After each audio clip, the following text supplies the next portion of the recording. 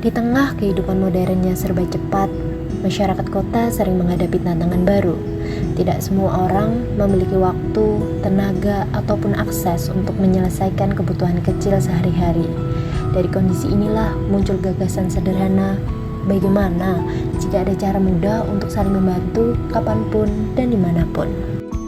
Kadang di tengah padatnya aktivitas, kita cuma butuh sedikit bantuan, tapi nggak tahu harus minta tolong ke siapa.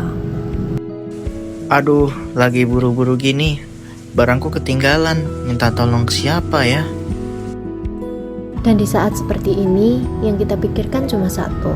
Andai saja ada seseorang yang mau bantu di saat urgent. Aduh, siang-siang gini motor mogok, minta tolong siapa ya? Mana panas banget lagi.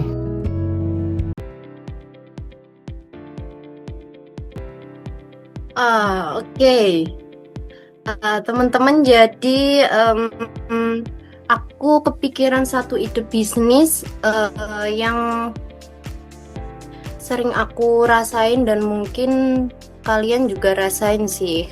Kayak kalian pernah nggak sih ngerasa lagi butuh bantuan kecil, misalnya kayak ngambilin dokumen yang ketinggalan, atau mungkin dorong motor pas lagi mogok, atau mungkin hal-hal sepele lain tapi menurut kalian itu urgent banget, dan tapi kalian itu nggak tahu mau minta tolongnya itu ke siapa. Pernah nggak sih kalian ngerasa kayak gitu? Oh iya, sering banget itu. Kayak pas dulu aku masih kuliah itu kan lagi ada ujian, terus satu ujian itu ketinggalan di kos anjir. Terus rasanya pengen ada kayak teman dadakan gitu yang bisa bantu, kayak cepet buat ngambilin gitu. Iya benar, jadi semacam kayak platform tolong-nolong gitu, bukan cuma ojek online aja, tapi juga bantuan personal. Secara teknis sih bisa banget ya. Kita bikin sistem request bantuan dan tracking real time, kayak gabungan dari GoSend sama freelance service gitu. Tapi asal sistemnya juga adil juga ya buat mitra. Soalnya harus ada nilai keberlanjutannya juga, nggak cuman tugas cepat gitu, asal tugas cepat. Tapi kalau cuma bantuan kecil gitu, apa kayak punya pasar yang luas gitu nggak sih? Jadi orang kayak mikir kayak ngapain bayar buat hal yang kayak gak penting kayak gitu itu. Justru itu Ardi, menurutku kita itu jual bukan sekedar bantuan, tapi lebih ke efisiensi waktunya dan rasa tenangnya. Itu sih yang menurutku jadi nilai utamanya. Bener sih, kayak konsep bantu personal. Jadi value-nya tuh ada di kemudahan sama kepercayaan gitu. Tapi jangan cuma efisien ya, tapi harus juga berdaya bagi mitra bantu kita. Harus ada insentif dan pelatihan.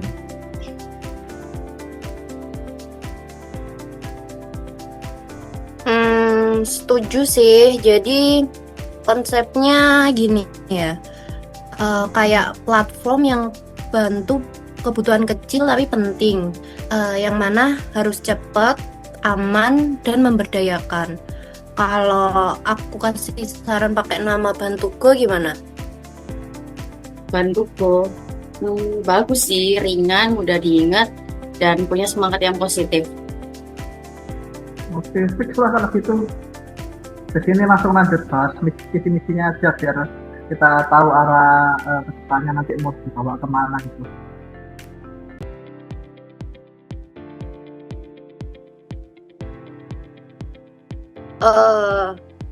Baik teman-teman, lanjut ke bahas visi. Ngomong-ngomong soal visi, menurutku visi kita ini harus kuat, tapi juga tetap mencerminkan semangat sosialnya.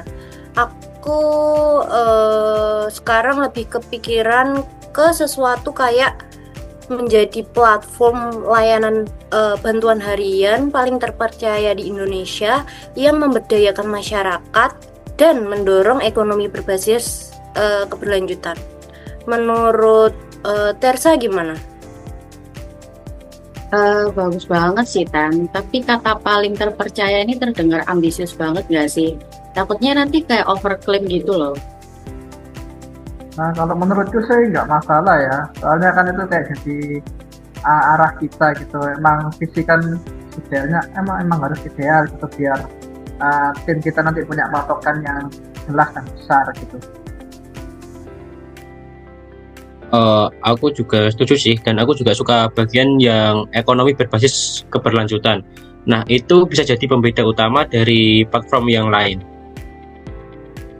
Nah, betul sih.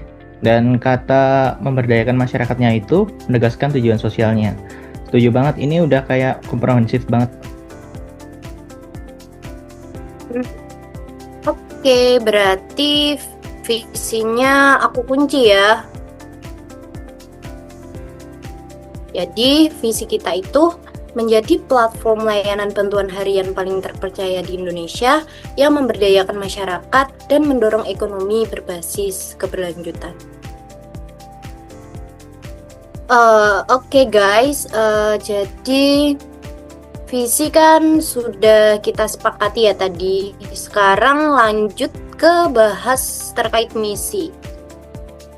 Kita perlu tahu dulu nih langkah konkret apa yang bakalan kita ambil untuk mewujudkan visi itu. Untuk yang pertama mungkin aku tanya ke Tersa. Menurut Tersa gimana? Oke, menurutku kita tuh harus mulai dari hal yang paling dekat dulu nih sama user. Jadi Bantuku bisa kasih solusi cepat dan praktis buat kebutuhan harian masyarakat. Intinya mereka cukup buka aplikasi, terus bantuan bisa langsung datang. Simple, tapi bisa impactful banget gitu loh. Setuju sih, tapi menurutku jangan cuma cepat, tapi sistemnya juga harus berbasis teknologi yang aman dan juga transparan. Jadi nanti pengguna dan mitra itu sama-sama nyaman, sama-sama enak. Kalau bisa semua prosesnya digital dan bisa dilacak. Kalau dari sisi sosial sih, aku rasa penting banget ya buat misi kita mencakup pemberdayaan tenaga kerja lokal. Bantuku kan bisa buka peluang kerja yang fleksibel, cocok buat mahasiswa, pekerja paruh waktu atau siapapun yang mau tambahan penghasilan. Tapi nanti tetap harus adil ya sistemnya. Aku nambahin dari sisi personalnya ya. Jadi layanan kita itu harus punya standar kualitas yang tinggi gitu. Jadi gak hanya cepat, tapi juga bisa memuaskan pengguna. Jadi kita harus latih mitra kita itu supaya tahu etika layanan, terus cara komunikasi, dan sopan santun. Jadi itu penting banget buat reputasi platform dan perusahaan kita nantinya. Dan aku rasa misi kita juga harus punya arah keberlanjutan juga. Misalnya nih, kita bisa mulai integrasi nilai hijau, kayak mungkin pakai kendaraan listrik, digitalisasi dokumen, biar ngurangin kertas, supaya dari awal Bantuku ini bisa dikenal sebagai platform yang peduli sama lingkungan. Wah, keren banget usulan-usulan dari kalian. Jadi aku simpulin ya dari masukan kalian tadi. Jadi misinya Bantugo bisa dirumuskan kayak gini ya. Menyediakan solusi praktis dan cepat untuk setiap kebutuhan harian masyarakat melalui teknologi digital. Yang kedua, memberdayakan tenaga kerja lokal dengan menciptakan lapangan kerja fleksibel dan adil. Yang ketiga, menyediakan layanan berkualitas tinggi dengan berorientasi pada kepuasan pelanggan. Dan yang terakhir, mengintegrasikan nilai-nilai keberlanjutan dalam setiap aspek bisnis untuk mendukung pembangunan ekonomi hijau. Nah, aku sudah setuju banget sih 4 poin itu sudah mewakili kayak semua aspek itu dari segi pengguna, mitra, kualitas sama keberlanjutannya. Dan kalau kita nanti jalani sesuai ini, insya Allah nilai sosial dan ekonominya bakal berimbang. Nah benar, udah oke banget. Jadi setiap tindakan kita, sekecil apapun, selalu punya dampak buat orang lain, ekonomi lokal, dan juga lingkungan. Visi dan misi tersebut menjadi pondasi utama dalam perjalanan Bantuku, menggabungkan nilai efisiensi, pemberdayaan, kualitas, dan keberlanjutan untuk membangun platform yang berdampak sosial. Oke guys, tadi kan visi sama misinya udah fix ya. Untuk selanjutnya, aku pengen kita itu punya identitas visual yang kuat, semacam kayak logo gitu. Yang nanti logonya itu langsung bisa nunjukin semangat bantu dan gotong royong. Iya, logonya harus punya makna, nggak cuma sekedar gambar doang. Aku sih suka ya konsep tangan terbuka gitu. Secara simbolik, tangan melambangkan bantuan, kepedulian, dan juga kolaborasi gitu. Aku juga setuju sih, untuk tangannya itu juga sekilas kayak mirip huruf G gitu, jadi kayak nyambung lah sama nama Bantugo. Sederhana tapi juga punya karakter yang kuat. Oh, kalau dari sisi desain digital ya, menurutku pin lokasi di atas tangan itu bisa melambangkan kehadiran yang cepat dan tepat sasaran. Jadi setiap bantuan dapat dijangkau kapan saja dan di mana saja. Cocok banget buat platform Bantugo nanti. Dari sisi warna juga, hijau itu melambangkan kepedulian, keberlanjutan, dan juga pertumbuhan. Warna kuning emasnya ngasih kesan nilai sosial dan harapan, kayak sinyal semangat gitu untuk membantu. Jadi gini ya teman-teman, aku rangkumin biar lebih jelas lagi untuk desain logonya terkait filosofinya. Jadi yang tangan terbuka tadi itu menggambarkan semangat membantu gitu ya, helping hand, yang mana menjadi inti dari identitasnya Bantugo sebagai platform yang mengedepankan nilai kepedulian, keringanan tangan, dan gotong royong.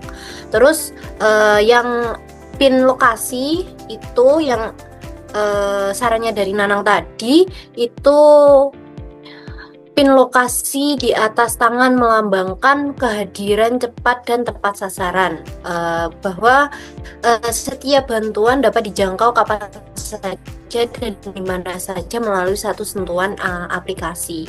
Terus kalau warna hijau dan kuning emasnya, seperti kata Mas Zulki tadi, hijaunya itu melambangkan kepedulian, keberlanjutan, dan pertumbuhan, sedangkan kuning emasnya itu melambangkan simbol nilai sosial dan harapan.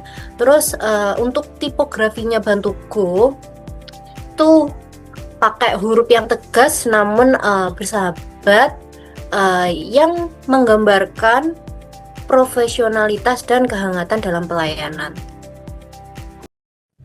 Setelah visi, misi, dan logo telah disepakati, tim kemudian merumuskan tujuan perusahaan serta strategi pengembangan untuk mewujudkan Bantugo sebagai platform yang humanis dan berkelanjutan.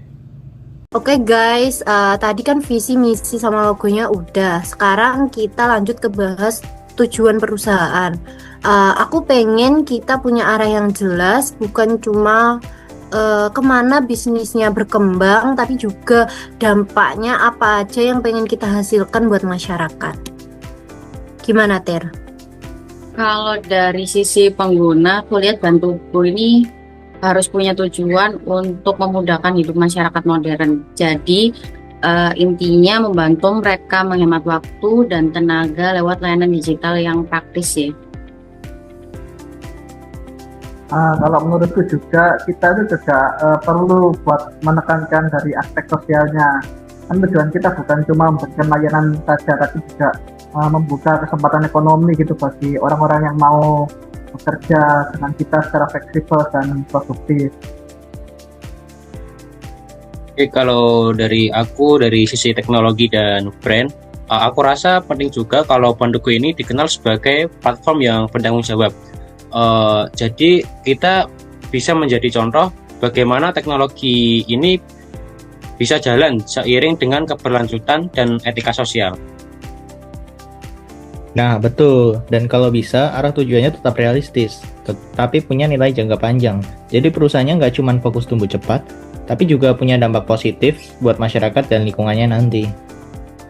Jadi dari masukan-masukan kalian tadi aku bantu simpulin ya. Jadi tujuan utamanya dari Bantugo itu ada 3, meningkatkan efisiensi dan produktivitas masyarakat melalui layanan bantuan digital. Yang kedua, menjadi wadah ekonomi inklusif bagi masyarakat, produktif dan tenaga kerja informal. Dan yang terakhir, membangun citra perusahaan sebagai pelopor layanan on demand yang ramah lingkungan dan berkeadilan sosial. Perumusan tujuan ini menjadi pondasi utama bagi strategi pengembangan Bank Tugu ke depannya, yakni memastikan inovasi yang dijalankan selalu sejalan dengan nilai kemanusiaan, inklusivitas, dan keberlanjutan. Oke, masuk ke tahap pembahasan terakhir, yakni penyusunan strategi. Kita kan udah punya arah dan tujuan, tapi sekarang kita perlu tahu gimana cara mencapainya. Aku mau masing-masing dari kalian itu bisa kasih saran enaknya itu gimana. Mungkin mulai dari Ardi. Nah, kalau menurutku ya, yang pertama itu yang harus kita pegang itu untuk memastikan kalau layanan kita itu benar-benar dapat membantu pengguna dalam menghemat waktu gitu. Jadi kayak orang mau pakai Bank Tugu itu karena platform ini tuh cepat dan efisien. Aku setuju sih, tapi selain itu kita juga perlu memperluas jangkauan pasar. Jangan cuma di satu kota aja, tapi mulai menjangkau lingkungan kampus, komunitas muda, dan area dengan aktivitas yang tinggi. Kita harus adaptif sama kebutuhan dari tiap daerah. Oke, jadi aku kasih masukan dari sisi teknologi. Aku rasa kita perlu fokus pada keunggulan sistem dan pengalaman pengguna. Jadi nanti Bank Tugu harus punya fitur yang fleksibel dan mudah disesuaikan dengan kebutuhan spesifik setiap orang, tapi tetap aman dan juga transparan. Kalau dari sisi bisnis sendiri, kepercayaan itu kunci. Kita harus membangun hubungan jangka panjang dengan pengguna dan juga mitra. Dengan sistem yang adil dan program penghargaan yang bisa membantu mempertahankan loyalitas, ini bisa meningkatkan hubungan kita dengan pengguna dan juga mitra. Kerjasama dengan pihak luar juga perlu dibangun supaya ekosistemnya makin luas. Wah, bagus banget nih masukan-masukannya. Jadi ide-ide kalian aku rangkum dan aku jadikan 5 pilar strategi utamanya Bank Tugu. Yang pertama itu efisiensi dalam waktu. Dari idenya Ardi tadi membahas tentang kecepatan dan ketepatan layanan. Terus kalau dari sarannya Tersa itu lebih ke peluang digitalisasinya, tentang perluasan jangkauan dan adaptasi pasar. Sedangkan usulannya Nanang terkait keunggulan kompetitif, tentang pengalaman pengguna dan fitur yang fleksibel. Terus untuk kepercayaan dan loyalitas pelanggan dari gagasan Mas Yuli tadi itu terkait hubungan jangka panjang dan sistem yang adil. Jadi kolaborasi dan ekosistem digital lokal itu sebagai penegasan bahwa kita tidak berdiri sendiri tapi tumbuh bersama kampus, UMKM, dan komunitas lokal. 5 pilar strategi ini menjadi dasar pengembangan Bank Tugu, yaitu efisiensi, digitalisasi, keunggulan, kepercayaan, dan kolaborasi, yang seluruhnya dirancang untuk menjawab kebutuhan masyarakat modern secara cepat, adil, dan berkelanjutan. Nah, supaya strategi kita ini lebih punya dampak jangka panjangnya, kita juga perlu nih mikirin aspek keberlanjutannya. Oke, untuk selanjutnya aku mau dengar pandangan kalian dari sisi sosialnya, sisi lingkungan, dan ekonominya. Tuh yang pertama mungkin bisa dari Tersa. Oke, kalau dari aku ya, dari sisi sosial itu aku rasa penting banget untuk memastikan para mitra bisa berkembang. Kita bantu tingkatkan keterampilan mereka dan kasih peluang penghasilan yang layak sih. Setuju sih, dari sisi ekonomi juga perusahaan harus tetap sehat. Tapi sebagian dari hasil usaha bisa dikembalikan untuk kegiatan memberdayakan masyarakat. Jadi nilai sosial dan bisnisnya itu bisa berjalan beriringan. Oke, aku izin masuk untuk ngasih saran yang bagian lingkungan. Kalau bicara lingkungan itu, kita mungkin bisa mulai dari hal kecil dulu ya, kayak mengurangi limbah kertas, efisiensi energi, dan penggunaan teknologi yang ramah lingkungan. Nah, benar itu. Dan kita itu juga harus bisa dukung kegiatan sosial, khususnya di komunitas tempat kita beroperasi, biar manfaatnya nanti itu nyata dan bisa dirasakan langsung sama masyarakat sekitar. Oke, menarik. Dari ide-ide kalian dapat diringkas jadi 3 pilar keberlanjutan. Yang pertama ada people, fokus pada pemberdayaan dan kesejahteraan sosial mitra. Terus ada planet, yang berkomitmen menjaga lingkungan lewat efisiensi dan praktik hijau. Dan yang terakhir ada profit, yang menciptakan nilai ekonomi berkelanjutan dan berkeadilan sosial. Melalui strategi umum dan berkelanjutan yang terintegrasi, Bantugo menegaskan posisinya sebagai platform teknologi yang tidak hanya mempermudah hidup, tetapi juga menumbuhkan kepedulian, kolaborasi, dan dampak sosial bagi masyarakat. Dari ide sederhana, lahirlah sebuah gerakan besar. Bantugo hadir untuk menjawab kebutuhan masyarakat akan bantuan yang cepat, aman, dan memberdayakan. Kami percaya bahwa bantuan sekecil apapun dapat membawa perubahan besar bagi kehidupan banyak orang. Terima kasih Bantugo.